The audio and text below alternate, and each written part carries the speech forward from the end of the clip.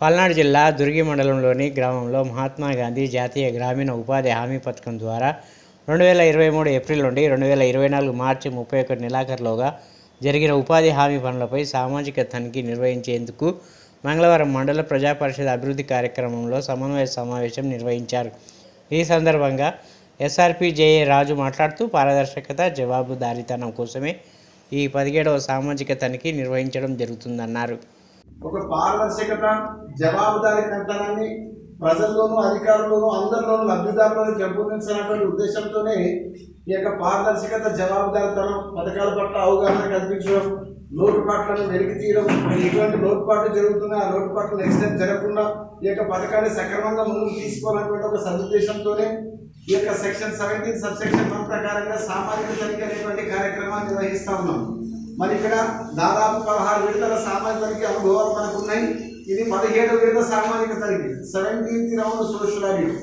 So మరి యొక్క సమన్వయ సమావేశాన్ని ఎందుకు ఏర్పాటు చేస్తున్నాము అని చెప్పేసి ఒకసారి మనం తెలుసుకుంటే, మన యొక్క క్షేత్రస్థాయిలో మీరు సంవత్సరం చేసినటువంటి పనులు మనం ఒక 4 రోజుల్లో మనం పరిశీలించాలంటే ఎటువంటి ప్రణాళిక రూపొందించుకొని, గ్రామ సభ ఎక్కడ నిర్వహించాలి, గ్రామ సభకి ఎప్పుడు నిర్వహిస్తారు, ఎక్కడ నిర్వహిస్తే ప్రజలందరూ కూడా వస్తారు అక్కడికి, ఏ రకమైనటువంటి మరి సమస్యలు వస్తూ ఉన్నాయి, మరి అవన్నీ కూడా పారదర్శకంగా ప్రజలకి ఏ విధంగా తుది చదువు వినిపించాలి, ఆ సభకి ఏ విధంగా మరి ప్రజలు హాజరు కావాలి.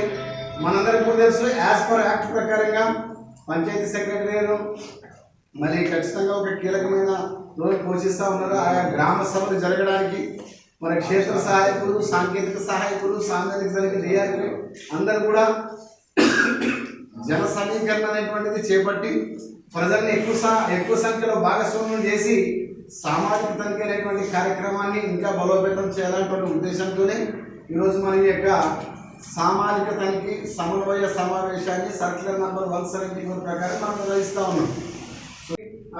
వేతనదారుల సంతకాలకి, మరి మసలైనటువంటి వేతనదారుల సంతకాలకి ఇవన్నీ కూడా అవన్నీ కూడా సరిపోల్చడం అనేటువంటిది, అవన్నీ డాక్యుమెంట్స్ ఉన్నాయా లేదా, మరి వర్క్ కమిట్మెంట్ లెటర్ ఎప్పుడు ఇచ్చారు, అడ్మినిస్ట్రేషన్ శాంక్షన్ ఎప్పుడు ఇచ్చారు, మరి టెక్నికల్ ఎస్టిమేషన్ ఎప్పుడు వేశారు, మరి సెల్ఫ్ ఆఫ్ వర్క్స్ ఎప్పుడు గుర్తించినారు, మరి ఎన్ని రకాల పనులకి మరి అనుమతి ఇచ్చారు, మరి గ్రామ సభ తీర్మానం ఎన్ని రకాల పనులకు జరిగింది అనేటువంటి అన్ని కోణాలు కూడా మరి విశ్లేషించడం అనేటువంటి జరుగుతుంది. అది రెండోది. మూడోది వచ్చేసి మరి గైడ్లైన్స్, ఎన్ఎస్సి గైడ్లైన్స్ ప్రకారంగా 7 రకాల రిజిస్టర్స్, 7 రిజిస్టర్స్ అనేటువంటి నిర్వహిస్తారు. మరి అవన్నీ కూడా మనకు తెలుసు, వాటి పేర్లు ఇప్పుడు చెప్పడానికి టైం లేదు. కానీ ఈ యొక్క 7 రిజిస్టర్స్ అనేది మీరు అనుకుంటారు.